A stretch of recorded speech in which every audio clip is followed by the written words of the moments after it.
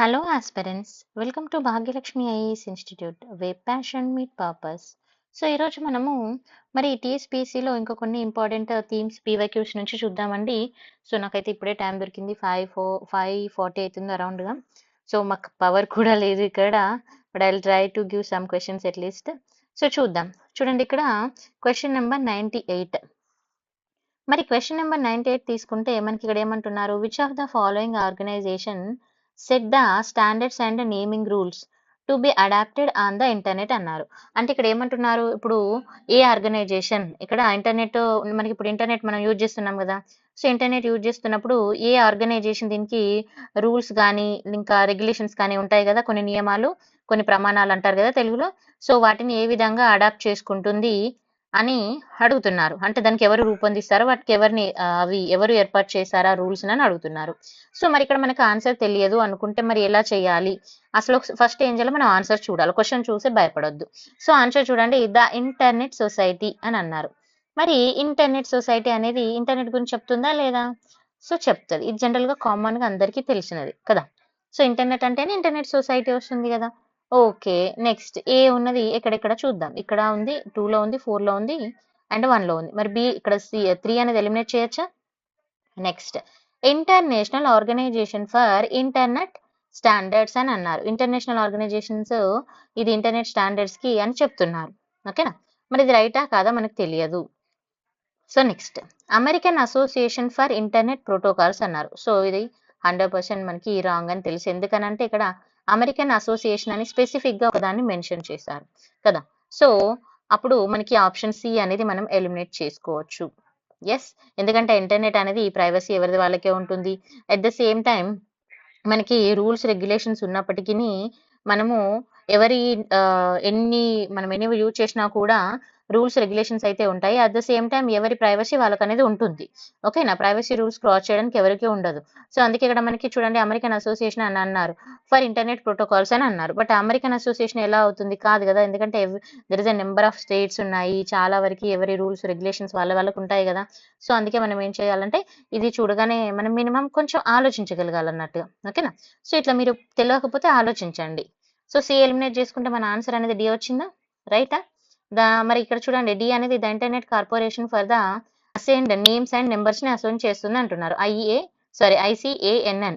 ఓకేనా, సో ఇలా చూసుకోవాలి.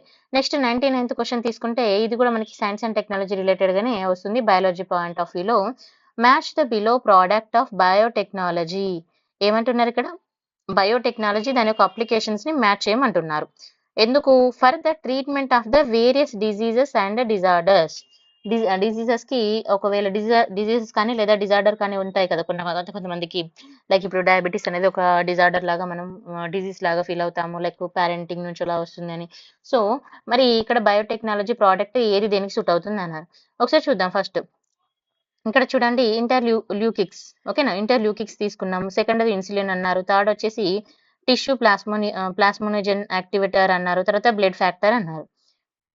నెక్స్ట్ మరి ఇది ట్రీట్మెంట్ లో వాడతారని కూడా ఇక్కడ మనకి ఇచ్చారు. ట్రీటింగ్ ఆఫ్ హెమోఫీలియా, తర్వాత క్యాన్సర్, డయాబెట్ అండ్ ఆ తర్వాత హార్ట్ స్ట్రోక్స్, తర్వాత ట్రీటింగ్ లెప్రసీ అని అన్నారు.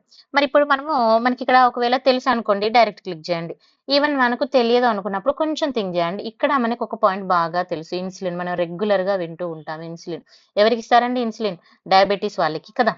So diabetes. సో నేనేమంటున్నా బి అనేది 3 అంటున్నా, చూద్దాం నాకు కూడా. B3 right answer. ఓకేనా, సో ఇక్కడ మరి B3 అనేది ఎన్నిట్లో ఉంది, ఏలో ఉంది, 2 లో ఉంది అండ్ 3 లో కూడా ఉంది. ఇప్పుడు మనము డి అనేది ఎలిమినేట్ చేయొచ్చు కదా. సో ఇప్పుడు ఒక ఆప్షన్ వచ్చింది మనకి. మరి ఇప్పుడు మనం ఇంకా మూడిట్లలో ఉన్నాం అంటే ఇంకొకటి అట్లీస్ట్ మనము ఫైండ్ అవుట్ చేయగలగాలి క్లియర్ గా. ఓకేనా, మరి ఇక్కడ చూడండి, ఇక్కడ మనకి ఇంటర్ల్యూకేసిన్ అనేది తెలియదు అనుకుందాం ఫర్ ఎగ్జాంపుల్. తర్వాత టిష్యూ ప్లాస్మోనియా ఇది కూడా తెలియదు, బట్ బ్లడ్ ఫ్యాక్టర్ అన్నాడు. సో బ్లడ్ అంటే మనకి హెమోగ్లోబిన్ వస్తుంది కదా. సో హెమోఫిలియా అని నేను అనుకుంటున్నాను. సో D1 అని నేను అనుకుంటున్నాను. సో ఎందుకంటే జస్ట్ ఇది నార్మల్ గా నేను థింక్ చేసి చెప్తున్నా, ఇక్కడ చదివి అని కాదు, మనం థింక్ చేసుకోగలుగుతాం కదా అట్లీస్ట్. సో డి అనేది 1 అనుకుంటున్నా. సో డి అనేది 1.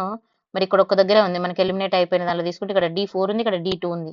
సో ఇక్కడ ఒక దగ్గర ఉంది కాబట్టి ఆటోమేటిక్ గా ఇది 2 కూడా మనం ఎలిమినేట్ చేయొచ్చు. సో ద రైట్ ఆన్సర్ ఈ సి. ఓకేనా, సో చూడండి నెక్స్ట్ C4 అన్నాడు. సి వచ్చేసి మనకి టిష్యూ ప్లాస్మనీ అనేది ఎక్కడ యూజ్ చేస్తామంట, హార్ట్ అటాక్ అండ్ స్ట్రోక్స్లో యూజ్ చేస్తామంట. అండ్ ఈ ఇంటర్ ల్యూకోసినస్ అనేది క్యాన్సర్లో యూజ్ చేస్తారు. క్లియర్ కదా? Sorry, yeah, yes.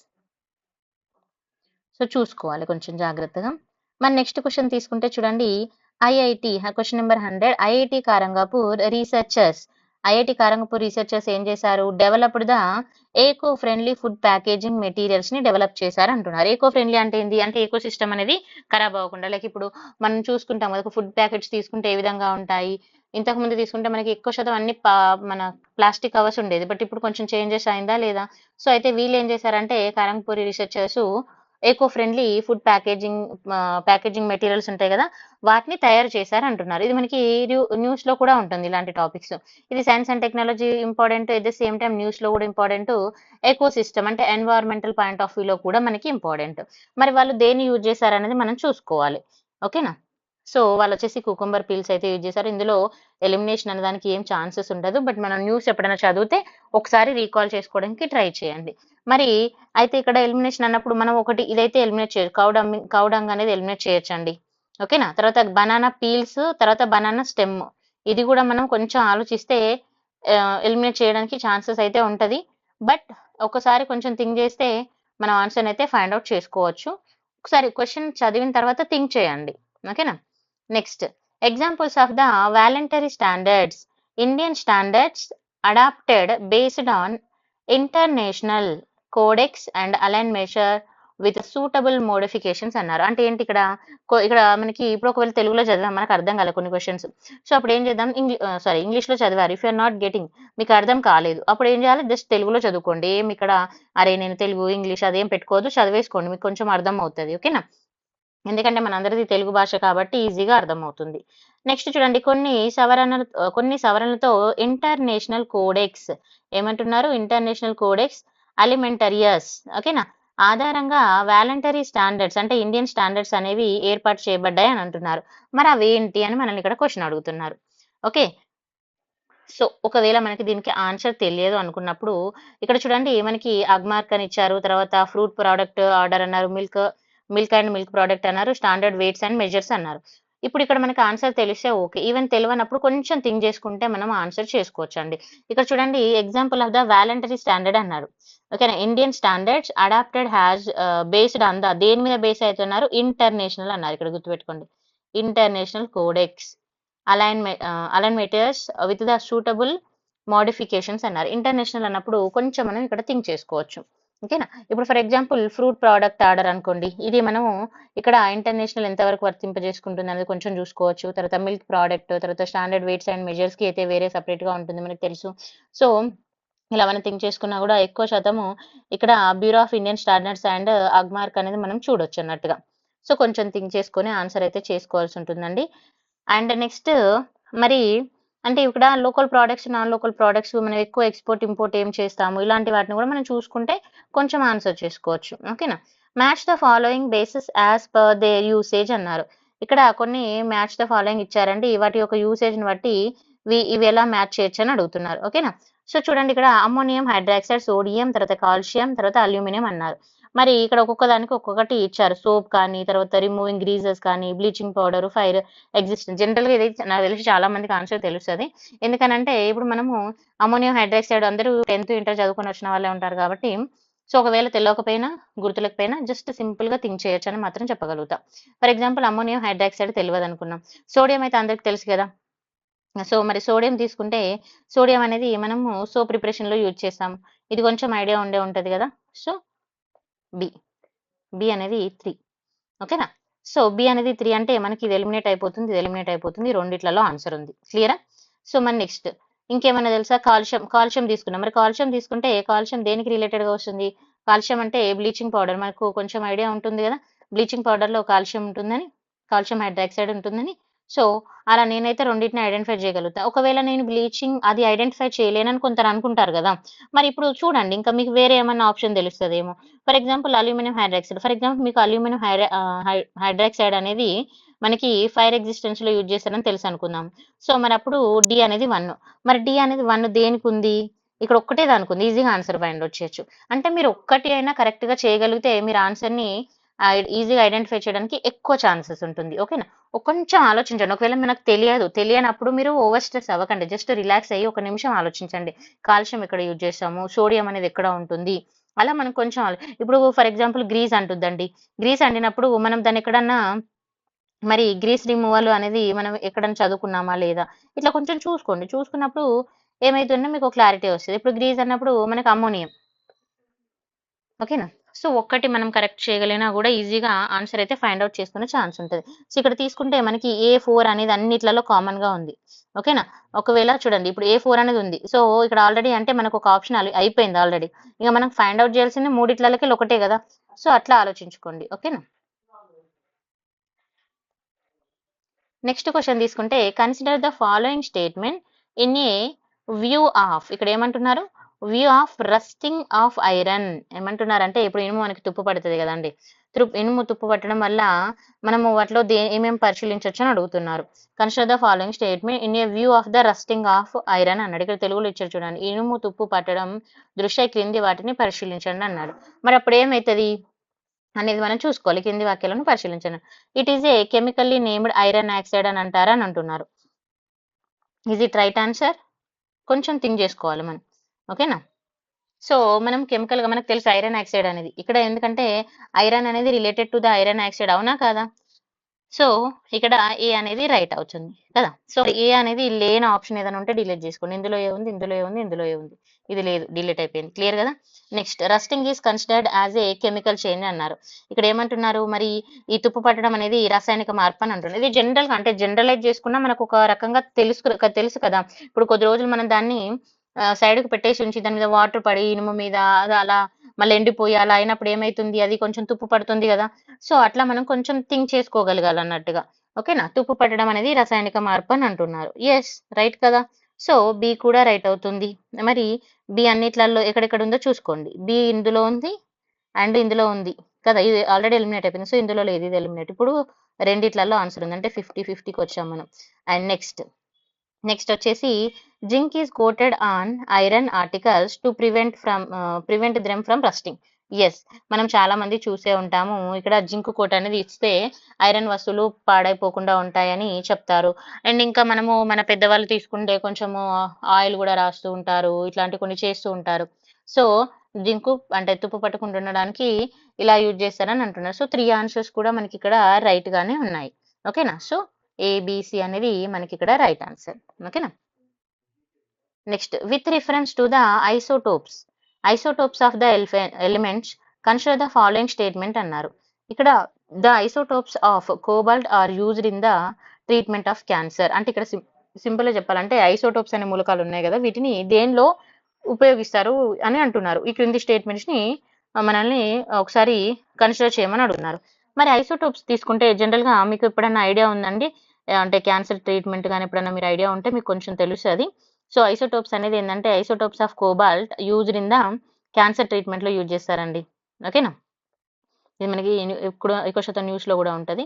And isotopes of iron తీసుకుంటే అనీమియాలో యూజ్ చేస్తారు. తర్వాత యురేనియం తీసుకున్నప్పుడు ఇక్కడ న్యూక్లియర్ రియాక్టర్‌లో యూజ్ చేస్తారు. ఇది మనందరికీ చాలా బాగా తెలిసిన ఆన్సర్. ఐసోటోప్స్ ఆఫ్ యురేనియం అనేది న్యూక్లియర్ రియాక్టర్‌లో యూజ్ చేస్తాం.